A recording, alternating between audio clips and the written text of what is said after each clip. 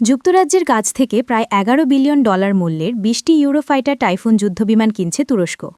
নিজস্ব প্রযুক্তির পঞ্চম প্রজন্মের যুদ্ধবিমান কান তৈরি চলকালে আকাশ প্রতিরক্ষা জোরদার করতে এই উদ্যোগ নিয়েছে আঙ্কারা।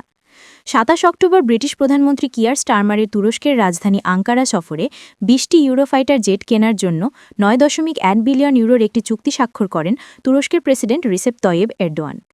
জানা গিয়েছে, সোমবার স্বাক্ষরিত চুক্তির আওতায় প্রথম ব্যাচের টাইফুন যুদ্ধবিমান 2030 সালে তুরস্কে পৌঁছাবে।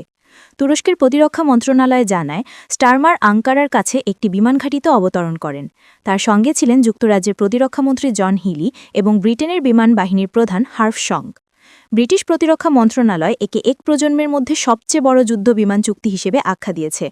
অপরদিকে এরদোয়ান একে বর্ণনা করেছেন দুই ঘনিষ্ঠ মিত্রের কৌশলগত সম্পর্কের নতুন প্রতীক বলে। আঙ্কারায় দেওয়া বক্তব্যে স্টারমার মন্তব্য করেন, এই চুক্তি শুধু তুরস্ক যুক্তরাজ্যের জন্যই নয়, ন্যাটোর জন্য একটি সাফল্য। তিনি বলেন, এটি তুরস্ক ন্যাটোর দক্ষিণ পূর্ব সীমান্ত, তাই এই সক্ষমতা যুক্তরাজ্যের সঙ্গে যুক্ত হওয়া ন্যাটোর জন্য অত্যন্ত গুরুত্বপূর্ণ।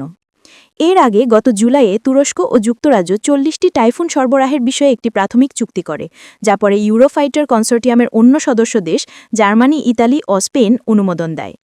তুর্কি কর্মকর্তাদের মতে, নিজস্ব কান যুদ্ধবিমান পুরোপুরি কার্যকর হওয়ার আগে বহর শক্তিশালী করতে আঙ্কারা মোট 120টি যুদ্ধবিমান কিনতে চায়। ইসরায়েলের মতো আঞ্চলিক প্রতিদ্বন্দ্বীদের সঙ্গে সামরিক ভারসাম্য রক্ষার প্রয়াসে তুরস্কের প্রতিরক্ষা মন্ত্রণালয় জানিয়েছে, তারা কাতার ও ওমানের কাছ থেকেও প্রতিটি দেশ থেকে আরও 12টি করে টাইফুন কেনার পরিকল্পনা করছে। এর আগে গত বছর যুক্তরাষ্ট্রের সঙ্গে 40টি F-16 যুদ্ধবিমান কেনার জন্য $7 বিলিয়ন একটি চুক্তি করে তুরস্ক, তবে সেই সরবরাহ এখনও বিলম্বিত অবস্থায় রয়েছে। সম্প্রতি এরদোয়ান যুক্তরাষ্ট্রের প্রেসিডেন্ট ডোনাল্ড ট্রাম্পের সঙ্গেও কথা বলেছেন। আবারও ওয়াশিংটন নেতৃত্বাধীন F-35 যুদ্ধবিমান কর্মসূচিতে ফিরতে চায় তুরস্ক।